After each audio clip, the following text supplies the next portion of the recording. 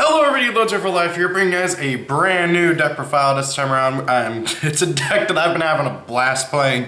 Wow, that's a pun that I didn't intend. But Rockets, I love this deck a lot. It's a really interesting, slow-paced, beat-down control deck for those of you who haven't checked it out yet. I highly recommend trying it out. It's a really fun rogue archetype that has the potential to be something more depending on what Konami gives it in the future. And heck, even in Flames of Destruction, we're getting 2 cards that are indirectly for it. So, I don't know. I have high hopes for this deck, and I've been having a lot of fun playing it. It's kind of just my main goof-off, play with my friends deck that I've been playing right now, rather than, a tournament build. Although, hopefully in the future it will be a tournament deck. But, you never know with Konami. Anyway, so, let's get on with the deck profile. So, first and foremost, we got good old Magna Rokket Dragon. 3 of them. So, he's the biggest beat stick of the deck right now, and he's pretty good overall. So, like all Rockets, during the end phase of the turn he was destroyed by battle or card effect, you can spell summon a Rocket from your from your deck, except himself, and then if he's targeted by a Link monster, you can destroy him, and then send one monster your opponent controls from the field to the graveyard. Really good card overall. Very, very good. Just 1800 beater, level 4, good stats, good effect, everything just good. Then we got the, I don't know if I want to say this is the second best or third best. It's kind of a tough pick. Metal Rokket Dragon. So again, he has a floating effect, and then if he's targeted by a Link monster, you can pop him and then destroy all cards in your opponent's control that are in the same column as him, or at least where he was. So if you have him in one of the columns where the extra monster zone is, he can potentially destroy 3 cards, which would then make you go +2, and then even more so if his effect at end phase resolves. I think that's how it works. Card economy. But still, a really good card overall. Very, very powerful. Just being able to just snipe out 3 cards at once, potentially. Now, most of the time he's going to hit 2. Now, another big thing is that it's not targeting destruction. So, he does get around stuff like Borreload, which is really great, and kind of hilarious if you think about it, considering Borreload is the deck's boss monster, but I digress. Next up, we got Triple Auto Rokket Dragon. He does the same thing as Magna Rokket Dragon, but destroys spells or traps instead. Again, another really good card. Good stats. Once again, all these have really good stats, I would say, in general. Just really good monster, floating effect, everything. Typical Rocket stuff. Then we got the other contender for second best, which is Shell Rokket. So he does the same thing as Metal Rokket, where he destroys a monster in his column, but instead of destroying every single monster in the column, he'll destroy the monster in the column that he was in, and then he'll destroy the 2 monsters adjacent to it. So let's say your opponent has, I don't know, a Blue Eyes in one zone, and then to its right they have another Blue Eyes, and to its left they have another Blue Eyes. You can destroy all 3 Blue Eyes. Really good. It's kind of like dropping a mortar on your opponent, which I think is what they're trying to go off of, with each rocket being based off of a different type of bullet. But really good card overall. Again, just really, really nice card. So, moving on to the last rocket that we have for now, Anesthetic Rokket, or Anas Rokket. I would say he's the worst of the Rockets, but he's also at times, sometimes the best. It's really weird. So he's level 1, which makes him a Link Kuriboh target, which I would love to play if Jump gave me my, Shonen Jump gave me my Link Kuriboh that I was supposed to get as my promo, but they never sent, and I'm still salty about that. But if you're lucky enough to have a Link Kuriboh before his reprint, definitely play a Link Kuriboh in the deck. Really good card for just being able to, make a Link Kuriboh. Then also he's got pretty decent stats. 2200 you may think is not a good defensive line, but with the field spell he's 25, and not many monsters can get over that without an attack buff, or without your opponent going into a really big boss monster. So it's kind of hilarious. And then his effect is you can pop him whenever he's targeted by a Link monster's effect, and then negate a card effect your opponent controls. I believe until the end of the turn it might be permanent. Then may target one face-up monster in the field. It's unable to attack and it has its effects negated. So it is a permanent thing. It's like being anesthetic-sized, whatever that word is. Basically it's being drugged to sleep. Pretty cool. Good effect overall. I wish it could target any card, not just monsters, but oh well. Moving on. to the non-rocket stuff, we got Gateway Dragon. So Gateway Dragon is pretty cool. If your opponent controls a Link monster and you do not, you can just plop them on your field for free. And then once per turn, you can summon out a level 4 or lower Dark Dragon from your hand. Really good card overall. Both effects are once per turns, but hard once per turns. But really good card overall. Actually, now that I say that, I'm probably, yeah. Okay, so the second effect of Special Summon is not a hard once per turn, but it's still, you know, once per turn. Really good card overall, once again. A good combo starter. You generally want to try and open him as early as possible. Same thing with the field spell. Rockets, live and die by their field spell, which kind of sucks, but I digress. Then finally, we have Red MD. I mean, this is a dragon deck. We kind of got to play Red MD in a dragon deck. Now then, moving on to the spells, we got triple quick launch. This kind of goes without saying. It's like almost a better version of Zodiac Barrage. I mean, if the deck were to get a literal like Rocket Barrage, but like, you know, does the same thing as Zodiac Barrage minus the equipping onto a Xyz monster, I would not be upset about that, but this is pretty good too. So it summons any rocket from your deck. It gets destroyed during the end phase, and I cannot attack if I remember correctly. Cannot attack and it's destroyed during the end phase. But however, this is a really good combo player. You can use it in combination of Borrowload or any of the future Borrowload monsters. Just a really good card overall. And it's not a once per turn. This is not a once per turn. So if you open all three, you could theoretically summon 3 rockets from your deck for free, let them die during the end phase, and then summon 3 more rockets from your deck. It's pretty stupid. I love it. Moving on, we got triple Squib Draw. This card, you target 1 rocket you control, pop it, draw 2.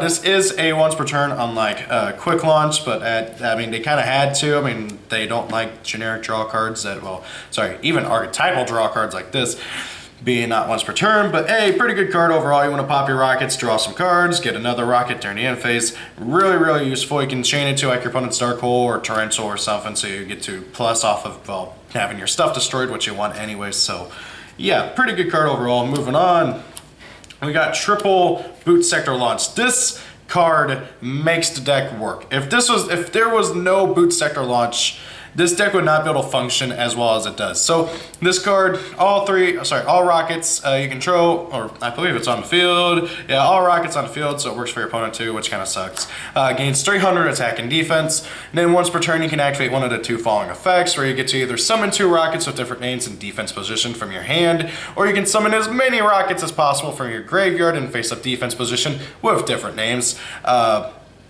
Up to the number of monsters your opponent controls so that you have equal. So basically, if your opponent has 5 monsters, you can summon 5 rockets for free from your graveyard in face-up defense position, but they gotta have different names. That's the only downside. Now, granted, we do have 5 rockets, which is pretty nice, so you can still, well, you know, do the thing. Then because this card is so integral to the deck, we got triple Terraforming. Kind of goes without saying you need it. Moving on, we got triple Supply Squad. I've seen some people play it, some people not. I really like it. If you use this in combination with Squib Draw and your other stuff, you can just plus like crazy. Yeah, sure, it takes a bit to really get the plus going, but oh my god, it is really, really good once it gets going, and I love it. Moving on, we got double Scapegoat. I want to play 3, but like at the same time, playing 3 I found to be a bit cloggy sometimes. I know that's really weird because like at the end of the day you want to make Borrowload ASAP, but 3 Scapegoat has been a bit cloggy for me. I don't know, maybe I gotta work around with my deck or something, but I just find myself drawing multiple copies and then them all getting destroyed before I get a chance to use them. So I don't know, maybe some of you guys might be able to actually use 3 copies more effectively, but yeah. And then I got 1 Dark Hole. I don't really care if my stuff gets nuked too, so Dark Hole's pretty nice. 1 Monster Reborn for just being, you know, it's Monster Reborn, it's back.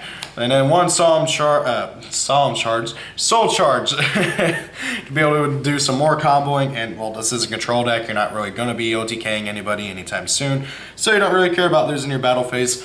And then finally, for the 1 trap, I got Solemn Judgment, just to be able to stop my opponent from doing stuff and protect my Borrowload. Now, you might notice that I don't play the trap card for rockets. What was it called? Borrow Cooling or something. I was testing it out, but I ended up dropping it because I found that it was such a dead draw sometimes, actually most of the time. The big thing is that right now you only got 1 Borrowload monster, and he's kind of hard to get out for the deck. So I don't know, maybe once we get to play test around with the new Boral monsters, it might go back into deck. But my big issue with Boral Coaling is that the freaking trap card does not destroy a rocket to activate it. It tributes a rocket to activate it to equip onto one of your Borals, and that's just not that good. You don't want to tribute your rockets. I'd prefer it if it destroyed them, but I digress. So moving on to the extra deck, if I can get these stacked up, there we go.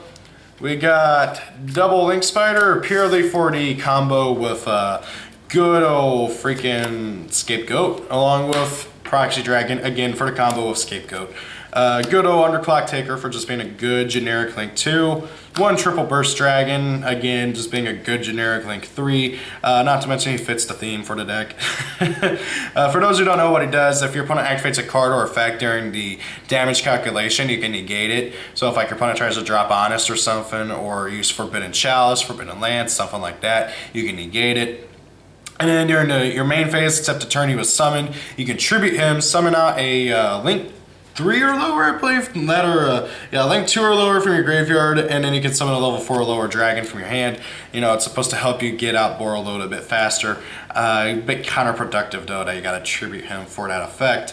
One Gaia Saber, the Lightning Shadow, mostly just for the second Scapegoat if I use the other stuff for doing that. That way so I have something good. And hey, he's a 2600 beater, he can punch over stuff too, that's always nice.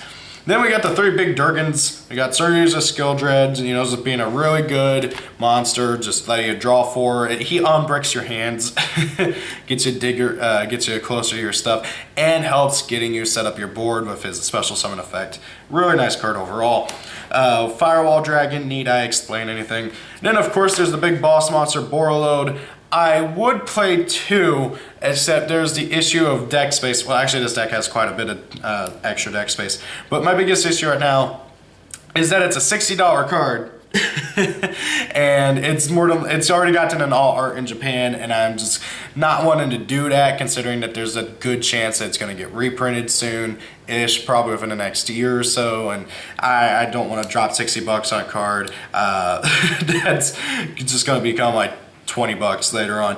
Now that being said, if you happen to have 2 Borreloads, go ahead and use 2 Borreloads. That's like what I would recommend. You don't need 3 Borreloads. If you're going into 3 Borreloads, you're doing something wrong. 2 should be more than enough. Hell, 1 should be more than enough, unless your opponent like has a really good, powerful boss monster or something like Masterpiece. So long as you can keep a Masterpiece off the board, you should be good. Moving on, we got good old Phantom Knights, Break Sword, just, you know, good generic rank 3. Abyssar, good generic rank 4. Gastel, good generic rank 4. Baguska, Utopia, and his big brother. So yeah, that's the deck profile. Again, if you happen to have 2 Borreloads, I would recommend using both. So what I would recommend doing is just like drop in, like, I don't know, maybe the good old Phantom Knights of Break Sword for them. That, or maybe the Sky Shadow, this dude, for another Borreload. But yeah, Borreload is a bit too out of my price range right now. I pulled these 2, and, well actually I pulled this guy. He's like super cheap, or was whenever I bought him. And so yeah, I just don't have that kind of money right now to really drop on a Borreload, especially when most people already have 1. If you happen to have 2, then yeah, definitely use 2. 1 should be more than enough for the deck though. 2 I would prefer just in case, because if you get solved, you're kind of out of luck. Anyways guys, so that is the deck profile. What do you guys think of Rockets? Do you like them? Do you hate them? Do you think that Konami's going the right direction with them? What do you think they need? What would you recommend for my build in particular? Thank you all for watching. Have a great day. If it's your birthday, happy birthday. See you all later. Peace out and goodbye.